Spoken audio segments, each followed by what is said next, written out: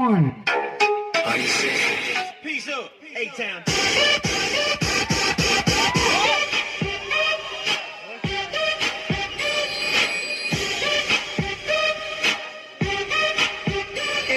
एक लड़की थी दीवानी सी, जब भी मिलती थी मुझसे पूछा करती थी प्यार कैसे होता है, और मैं सिर्फ यही कह पाता। चल लुंडारिया नदी बिच नैया मारे, चल लुंडारिया नदी बिच नैया हिलोर मारे, हिलोर मारे कहरी हैया रे गोरी हिलोर मारे, कहरी हैया रे गोरी हिलोर मारे।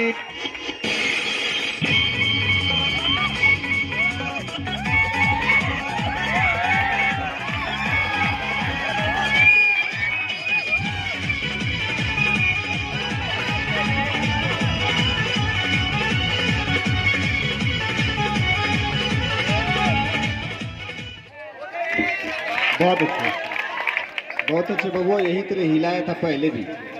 ये अब हम लोग के जब लिए वहाँ सर, ये हम लोग के लिए परेशानी डाल रहे हैं। है जबरदस्त।